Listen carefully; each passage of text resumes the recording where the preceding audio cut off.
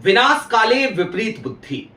एक तरफ तो जहां तमिलनाडु की जनता ने स्टैलिन को, एमके स्टैलिन को, डीएमके को बुरी तरह नकार दिया था, अपना मैंडेट दे दिया था और अपने मैंडेट में 108 सीटों के साथ राहुल गांधी के पुराने दोस्त थलापति विजय को तमिलनाडु की सबसे बड़ी पार्टी बना दिया था। तो दूसरी तरफ राहुल गांधी ने जिस व्यक्ति को अपना भाई कहा, यानी कि एमके स्टैलिन, वो पीछे के दरवाजे से सरकार बनवाना चाह रहे थे वहां पर भारतीय जनता पार्टी की। आज वो पोल टीवी पर खुल गई। आज वो पोल लेफ्ट पार्टी ने खोल दी, सीपीआई-एम ने खोल दी, और सिर्फ खोली नहीं बल्कि खुल करके बता दिया कि अगर कोई भी व्यक्ति इस तरीके की हरकतें करेगा तो हमारा चाहे कितना भी स्ट्रांग बॉन्ड हो, लेकिन जब बात सांप्रदायिक ताकतों को किसी राज्य में बैक डोर से एंट्री देने की आएगी तो हम डट करके उसका मुकाबला करेंगे। दूसरी तरफ अखिलेश यादव ने भी आज एक बड़ी गलती कर दी है और फिर सवाल वही उठता है कि क्या इंडिया अलायंस में मोदी साहब के एजेंट बैठे हैं और डीएमके अगला मूव क्या करेगी? क्या अब वो खुल करके भारतीय जनता पार्टी के खेमे में चली जाएगी? सारी बातें जरा विस्तार से करेंगे। नमस्कार, मैं स्वप्न और आप मुद्दा देख रहे हैं। दोस्तों, आगे बढ़ें उससे पहले वही छोटी सी अपील। मुद्दा इन दिनों एक गंभीर आर्थिक संकट से जूझ रहा है।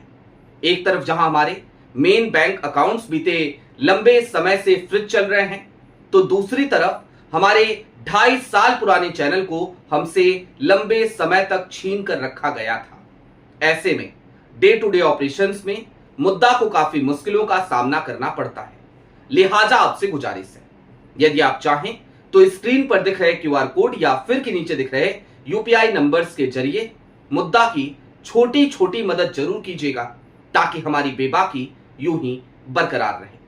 अब आगे बढ़ते हैं और जरा समझने की कोशिश करते हैं कि एक तरफ जहां विजय को 120 विधायकों का समर्थन मिल गया, कहां तो जरूरत 118 की थी, तो दूसरी तरफ कैसे एमके स्टैलिन के चेहरे का नकाब उतर गया, कैसे अखिलेश यादव ने खुद ही अपने पैरों पर आज कुल्हाड़ी मार ली और इन सब ने यह बता दिया कि इंडिया गठबंधन के भीतर मोदी जी के एजेंट किस तरीके से लगातार कांग्रेस को कमजोर करने का काम कर रहे थे। सबसे पहले आपके स्क्रीन पर आपको मैं एक स्क्रीनशॉट दिखाना चाहता हूं। एक टेलीविजन की स्क्रीन है। एमए बेबी, कोई छोटा नाम नहीं समझिएगा इसे, ये जनरल सेक्रेटरी हैं सीपीआई-एम के, और इन्होंने कहा, और आज की तारीख में जो ऑफिशियल प्रेस रिलीज आई उसमें भी खुल करके सीपीआई-एम ने कहा कि दरअसल डीएमके और एआईएडीएमके, इन दोनों की सरकार अगर बनती तो भारतीय जनता पार्टी ही बैकडोर से तमिलनाडु में एंट्री ले रही होती। इस बात को देखते हुए हमने विजय को समर्थन देने का ऐलान किया है।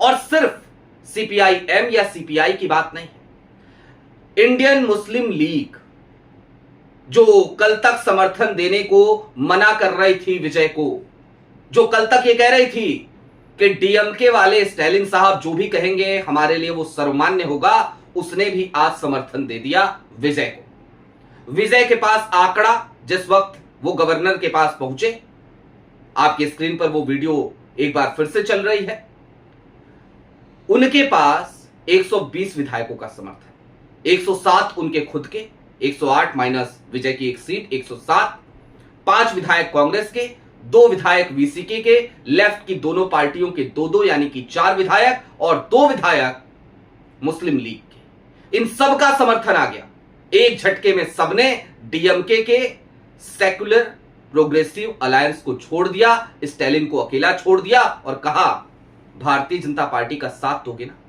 तो अलग थलग पड़ जाओगे। दूसरी तरफ अखिलेश यादव ने क्या गलती करी, आपकी स्क्रीन पर उनका एक ट्वीट है आज की तारीख का, वो भी जरा गौर से देख लीजिए। अखिलेश यादव ने बकायदा एमके स्टैलिन और ममता बनर्जी के साथ अपनी तस्वीरें साझा करते हुए आज ये लिखा कि हम वो नहीं जो मुसीबतों में साथ छोड़ दिया। जाहिर सी बात है, अखिलेश यादव का इशारा कांग्रेस की तरफ था। क्या अखिलेश अब कोई और ट्वीट करेंगे ये जानने के बाद कि अगर राहुल गांधी ने एमके स्टैलिन का साथ छोड़ा तो एमके स्टैलिन क्या करने जा रहे थे, किस तरीके का कृत्य करने जा रहे थे? क्या एमके स्टैलिन का साथ देना अब भी बनता है अखिलेश यादव का? और अखिलेश यादव जिसके लिए मैंने कहा कि बड़ी गलती कर दी, जरा ये समझिए 2027 में उत्तर प्रदेश का चुनाव है, सारे विपक्षी दल निपट चुके हैं, ज्ञानेशादेश सबके यहां आ चुका है। 2027 में उत्तर प्रदेश में भी ज्ञानेशादेश आ जाएगा और इसको रोकने का एक ही तरीका था कि किसी भी तरीके से एन केन प्रकारेण इतने वोट पड़वाओ अपने पक्ष में कि कम से कम भारतीय जनता पार्टी चाहे जितने वोट काटे और चाहे जितने वोट जोड़े उसका कोई असर ना पड़े। उत्तर प्रदेश में एसआईआर हो चुका है, लेकिन वहां पर अपने पैरों पर कुल्हाड़ी खुद अब अखिलेश यादव मारने जा रहे हैं। खुद एक बार फिर से तीसरी बार थाली में सजाकर भारतीय जनता पार्टी को उत्तर प्रदेश की कुर्सी सौंपने जा रहे हैं। 2024 में जो चुनाव हुए लोकसभा के, उसका अभिमान, उसका घमंड अभी तक अखिलेश यादव के सर से उतरा नहीं है। कल ममता बनर्जी से मिलने गए, वहां पर पत्रकारों से बात कर रहे थे, पीछे डेरेक ओब्रायन थे। उसी बीच में एक पत्रकार ने अखिलेश यादव से सवाल किया कि भारतीय जनता पार्टी कह रही है अगली बार टारगेट पर आप हैं। तो अखिलेश यादव ने फिर से दोहराया कल की तारीख में उसी घमंड के साथ कि हम तो टारगेट पे रहेंगे ही, क्योंकि हमने उनको यूपी में हराया, हमने उनको अयोध्या में हराया।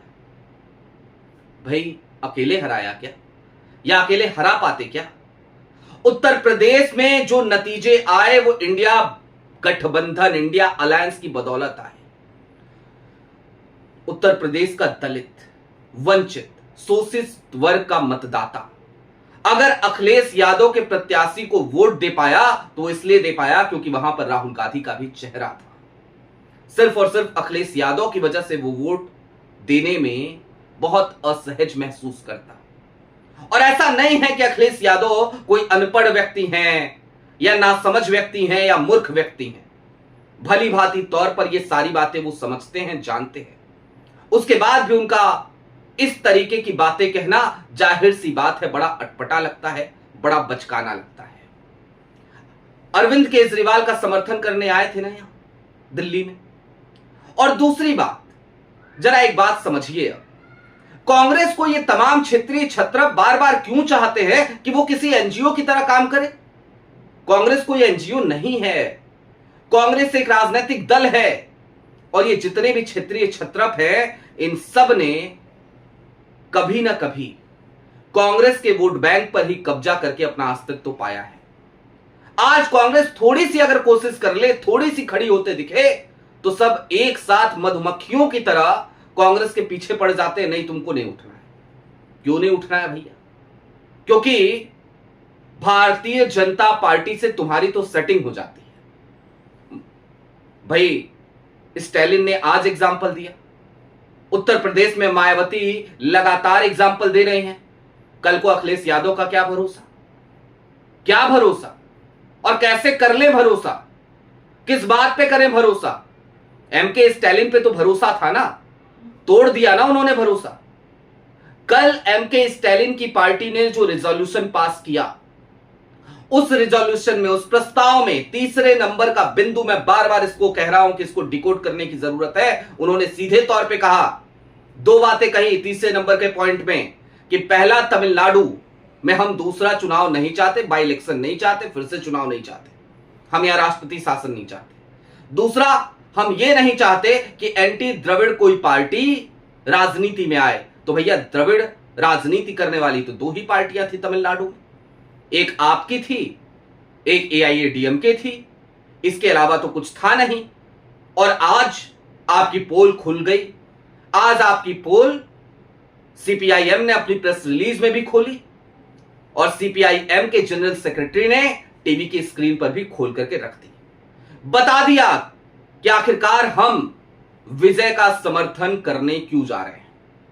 और सोचिए स्टैलिन साहब, सोचिए, आप कांग्रेस पर बरस रहे थे ना, कांग्रेस को गद्दार कह रहे थे ना, आज आप अकेले पड़ गए हैं। आज आपके साथ कोई खड़ा नहीं है। अब वीसीके आपको छोड़ गई, सीपीआई छोड़ गई, सीपीआईएम छोड़ गई, इंडियन मुस्लिम लीग जो कल तक चीख चीख कर चिल्ला चिल्ला कर ये कह रही थी पार्टी कि हम तो वही करेंगे जो स्टालिन साहब कहेंगे, वो भी आपको छोड़ करके चली गई। लात मार करके जाना कहते हैं इसे, क्योंकि आप भारतीय जनता पार्टी की गोद में जाकर के बैठने के लिए तैयार हो गए। अब दोस्तों चलते चलते एक बात को समझिए, तमिलनाडु में तो विजय मुख्यमंत्री बन जाएंगे। 120 विधायकों का समर्थन उनको मिल गया। राहुल गांधी ने इसके लिए काफी मेहनत करी और विजय जैसे लोगों का भी आज शुक्रगुजार इस देश को होना चाहिए। विजय के लिए बहुत ज्यादा आसान था एआईएडीएमके का साथ लेकर के सरकार बनाना, लेकिन विजय ने कांग्रेस को चुना। संघर्ष करते रहे, बीते 72 घंटों से विजय संघर्ष कर रहे हैं। 2 बार गवर्नर ने बुला करके लौटा दिया, मोदी जी के एजेंट ने बुला करके लौटा दिया, कहा नहीं अभी मुख्यमंत्री नहीं बनाएंगे तुमको, अभी जाओ घर बैठो अभी थोड़े दिन। सिक्योरिटी मिली और सिक्योरिटी वापस ले ली गई। लगातार बेइज्जत किया गया विजय को। कोई भी व्यक्ति जिसके अंदर धैर्य नहीं होता, जो अपने उसूलों के प्रति, जो अपने मूल्यों के प्रति समर्पित नहीं होता, या फिर जो कांग्रेस का अच्छा दोस्त नहीं होता, आइडिया ऑफ इंडिया की विचारधारा का समर्थन करने वाला नहीं होता, अंबेडकर साहब और पेरियार को मानने वाला नहीं होता, वो व्यक्ति इतना नहीं झेलता। क्योंकि एआईएडीएमके तो बार बार ऑफर दे रही थी, कह रही थी आ जाओ, हम हैं, हम खड़े हैं, सरकार हम बनवा देंगे, आओ चलाओ सरकार चलाओ। लेकिन विजय ने कहा ना, तुम्हारी सरकार नहीं चाहिए, क्योंकि तुम नहीं हो। तुम्हारे चेहरे पर नकाब है एआईएडीएमके का, तुम्हारे चेहरे पर नकाब होगा जयललिता का, लेकिन तुम यानी कि मोदी, तुम यानी कि अमित शाह, तुम यानी कि भारतीय जनता पार्टी, और तुम यानी कि तमिलनाडु में भी सांप्रदायिकता वाली राजनीति, यानी कि तमिलनाडु में भी राजनीति नफरत वाली। विजय ने उनके ऑफर को ठुकराया, इंतजार किया। राहुल गांधी ने मल्लिकार्जुन खड़गे से आज बहुत सारे फोन करवाए और उसका नतीजा यह है कि आज की तारीख में, इससे पहले जब वीडियो कर रहा था मैंने कहा था वीसीके समर्थन देने जा रही है, अब उस बात पर मुहर लग गई। वीसीके ही नहीं, मुस्लिम लीग ने भी समर्थन दे दिया है।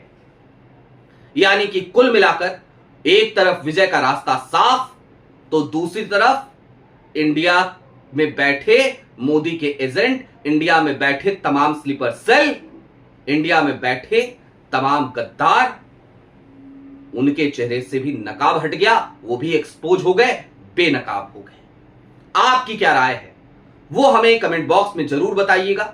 अभी के लिए दीजिए इजाजत। चलते चलते फिर वही अपील, चैनल पे नए हो तो सब्सक्राइब करते हुए जाइएगा, सक्षम हो तो मुद्दा की छोटी छोटी मदद जरूर कीजिएगा। बहुत शुक्रिया।